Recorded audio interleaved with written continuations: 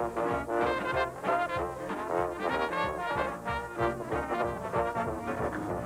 July 6th, 1933. Baseball's first All-Star game in Chicago's Comiskey Park. And the hero is Babe Ruth, who hits the first home run in All-Star play to lead the American League to a 4-2 victory. It's now 50 years later, and California's Fred Lynn steps to the plate in Chicago's same Comiskey Park.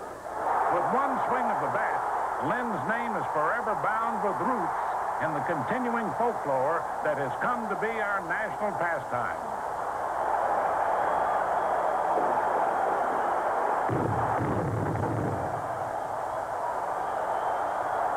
Lynn's Grand Slam home run is the first in a half-century of All-Star competition. Another in an unending line of unforgettable moments that help us celebrate 50 years of golden memories with the 1983 All-Star Game. You're certainly correct, Mel. Golden memories of that 1983 All-Star Game. The 50th anniversary of the All-Star Game, returning to the site where it all started, Comiskey Park in Chicago. It was an interesting year, not only because the National League went in with the significant win streak, but even more importantly, there were some new faces in this All-Star Game. There were 9 first-time All-Stars. And over the course of the next hour, in conjunction with Major League Baseball Productions, we at ESPN are going to be bringing you a look back at the '83 All-Star Game. When we return, we'll take a look at what amounted to an interesting first inning of baseball at Comiskey Park.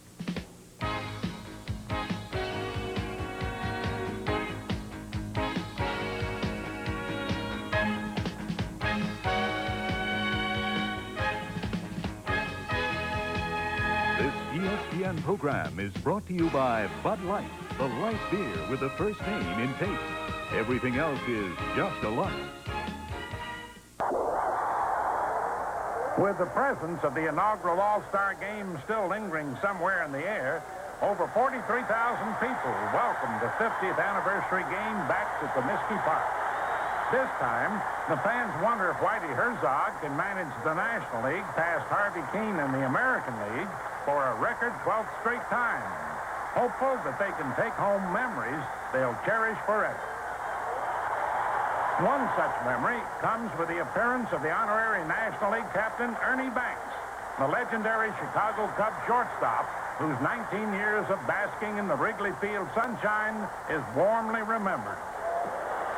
Remembered, too, is Joe Cronin, also a Hall of Fame shortstop, who today is acting as the American League captain exactly 50 years after he started in the first All-Star Game in 1933. On this day, the fans also salute a third shortstop, Robin Yount of the Milwaukee Brewers, the player who received the most votes in the fans' All-Star election. As game time approaches, the crowd is treated to a touch of living history when ex-Yankee Lefty Gomez and 12 other original All-Stars commemorate their appearance in the 1933 game by throwing out this night's first ball. The opening festivities are now just memories, and it's time to play ball. The American League is hoping to sweep away the unpleasant memories of 11 straight losses, and it's counting on starting pitcher Dave Stieb of the Toronto Blue Jays to lead the way. Steve Sachs of the Dodgers is Stieb's first challenge, and the second-year second baseman starts off his second All-Star game with a slow roller. Stieb's misplay is no laughing matter. Error probably came about because Stieb had to throw the ball directly over Sachs's head.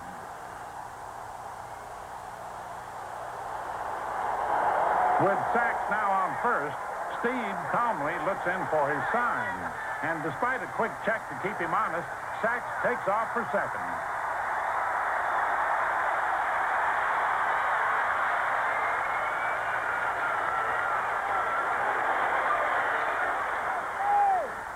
With the crowd still behind him, Stieb prepares to pitch to Tim Raines of the Montreal Expos.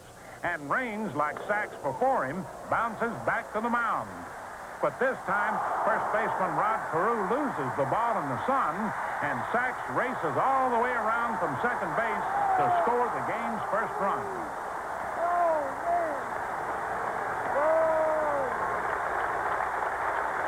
At first glance, the play on sacks at the plate appeared to be close. But a second look shows that catcher Ted Simmons might have blocked the plate, but he never even had the ball. After 11 losses in a row, the American League might expect these kinds of things to happen, but this year it's starting clean. Something Steve conveys to Andre Dawson of the Expos in a hurry.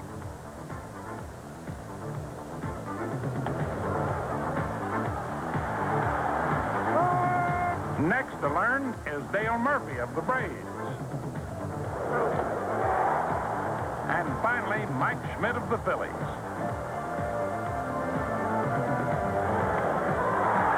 Schmidt might be skeptical, but seeing is believing. And the crowd has just seen Steve strike out 3 of the top power hitters in baseball. The Nationals did score once, but Steve's strikeout spree recalls the golden memory of giant pitcher Carl Hubble, who in the 1934 All-Star Game struck out Hall of Famers Babe Ruth, Lou Gehrig, Jimmy Fox, Al Simmons, and Joe Cronin in succession.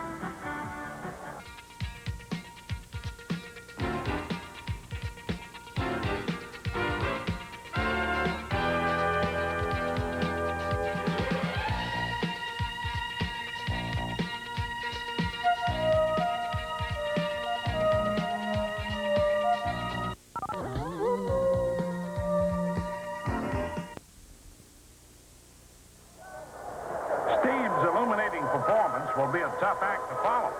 But the National League has some bright pitching prospects of its own.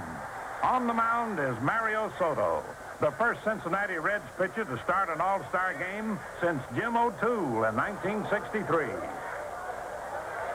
20 years later, Soto comes to the game with a 9-7 record and a blazing fastball that should be a cause of concern to the American League's leadoff hitter, California's Rod Carew. Now leading off for the American League, first baseman, number 29, Rod Carew. But Carew is playing in his 14th All-Star game, and his cool, calm, and collected manner are more than a match for the younger Soto.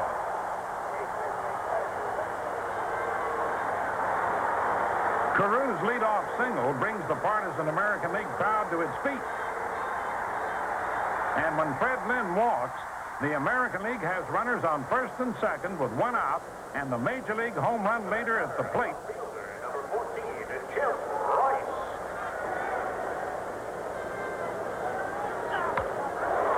Rice's hard ground ball to third proves too hard for Mike Schmidt to handle, and his error loads the bases.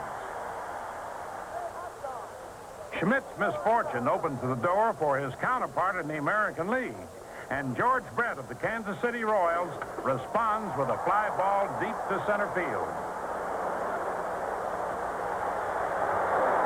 Rod Carew scampers home with a tying run. 1 batter later, Soto gets out of the jam, but when his teammates fail to score in the top of the second, Soto is called on once again to set down the powerful American League lineup. Come on, Dave! Leading off the bottom of the second is the Yankees' Dave Winfield, a former National League All-Star whose familiarity with Soto's style seems to be to his advantage.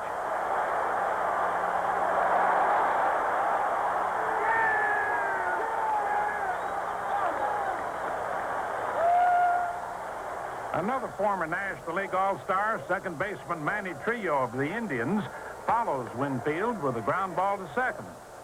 Trillo's safe on Sax's errant throw, and Winfield goes to third.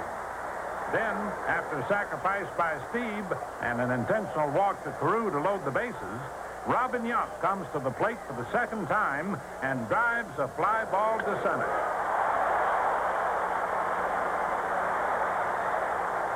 Andre Dawson's throw home can't get Winfield, who scores the third unearned run of the game as the American League takes a 2-1 lead. But the inning isn't over for Soto, who must retire Fred Lynn with 2 runners still on.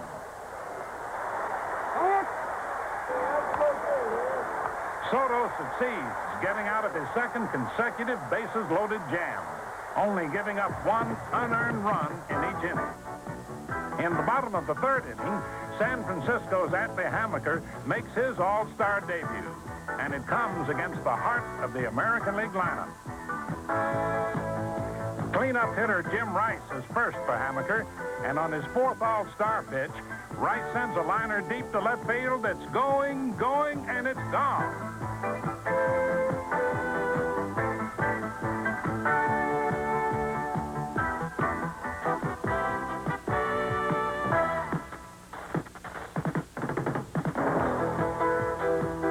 For Rice, his first All-Star home run will undoubtedly be a golden memory, and it gives the elated American League a 3-1 lead. With everything now going their way, George Brett eagerly awaits what Hammaker has to offer him. A line drive to center, gets by Andre Dawson and rolls to the wall as Brett goes all the way to third. Hammaker then gets Ted Simmons on a pop to second for out number 1, but things don't get any easier when Dave Winfield comes to bat.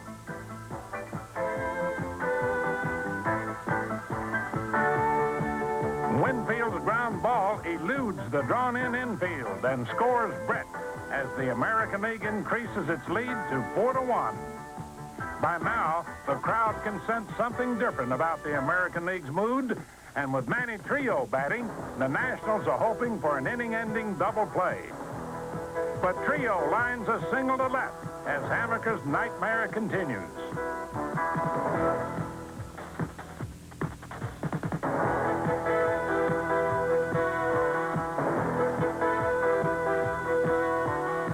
Pinch hitter Doug DeCinces flies to center field for the second out. Rod Carew comes to the plate for the third time in 3 innings. And for the second time, Carew singles, bringing home Winfield with run number 5 as Trio goes to third and Carew takes second on the throw. In an attempt to stop the now snowballing rally, right-handed hitting Robin Yount has walked intentionally to load the bases, with the hopes that the left-handed Hammaker will have an easier time with the left-handed hitting Fred Lynn. As Lynn steps to the plate, all the pieces needed for a golden memory are now in place. For Lynn and his all-star teammates, the pressure of the moment is tremendous because they know that in the span of a few seconds, all the frustrations and heartaches of 11 years of losing have a chance to be wiped out.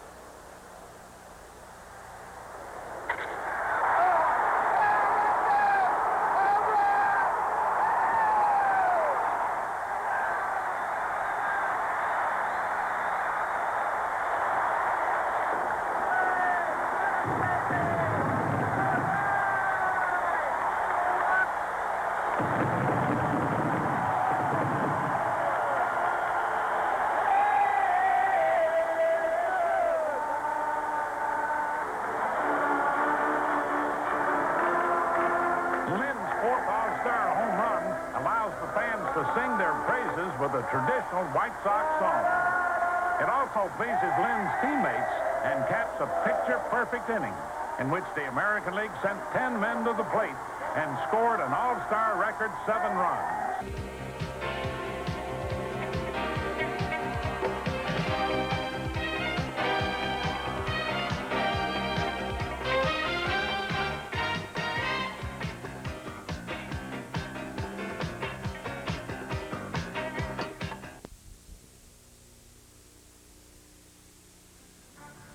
Thanks to Lynn's heroics, the American League now holds a 9-1 lead. And Texas' Rick Honeycutt has come on to face the Expos' Al Oliver, who leads off the top of the 4th.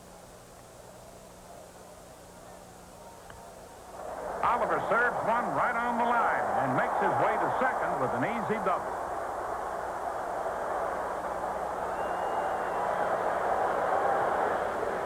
Despite being down, few in the stadium think the National League is out of the game, especially with a powerful lineup that includes the National League leader in home runs, Dale Murphy. The next batter, right fielder, number 3, Dale Murphy.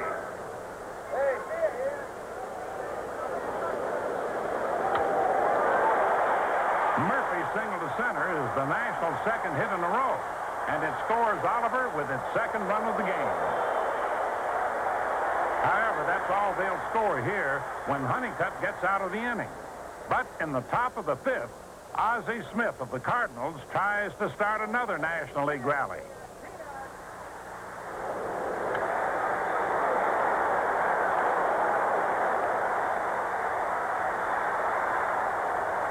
Despite its 7-run lead, the American League can't rest easy.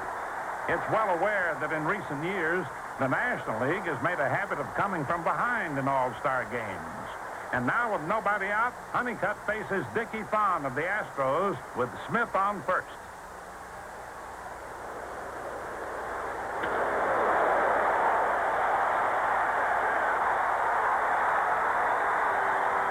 Thon's single puts runners on first and second. And with anticipation building, third base coach Tom Lasorda offers encouragement to Steve Sachs.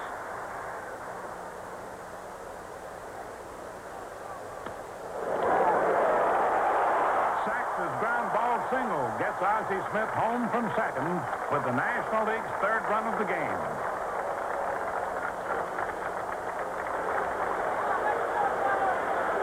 Three straight hits have given the National League new life. With the tension building, Honeycutt needs an out to help the American League get out of the inning.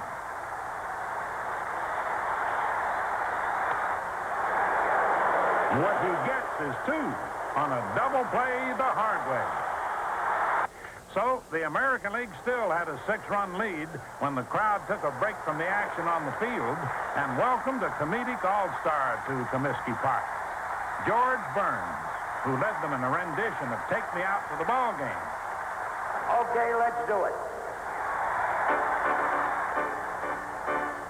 Take me out to the ball game. Take me out to the crowd.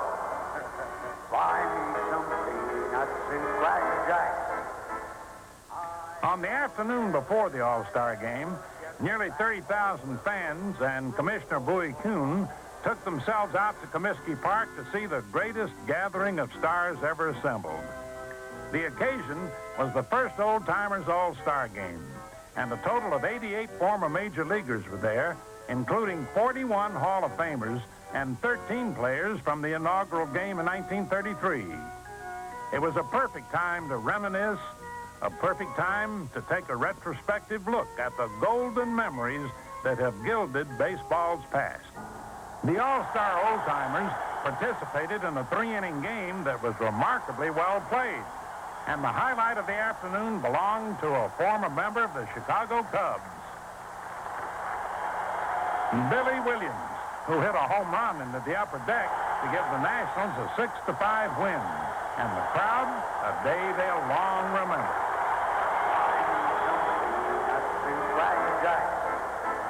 I don't care if I ever get back. Oh, well, root for the home team. They don't win this game, for it's 1, 2, 3 strikes, you're out at the All-Star game.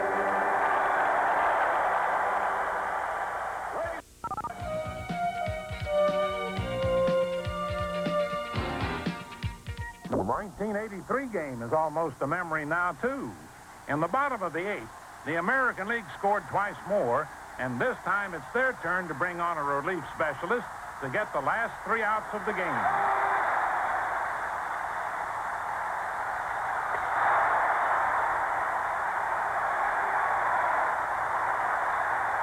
It's up to Dan Quisenberry of the Royals, and after a leadoff walk, he gets 3 quick outs. The American League wins its first All-Star game in 12 years. So the 1983 All-Star Game was history, and joining us to recap that All-Star Game is Robin Yount, who was the leading vote-getter, the Gillette Award winner that year. Robin, that was quite an honor for you, wasn't it? Well, it was a very good feeling to know that the fans appreciate your play enough to give you the most votes out of any player in the American League, and it was quite an honor for myself. American League had a losing record against the National League. Did you kind of figure you got the monkey off your back after that win? Well, I'll tell you, it had been a long time since the American League had won a game, and even now, the overall numbers aren't all that good as of recent times, but it was nice to break a streak that had been going against us for a long time. All-Star game is something.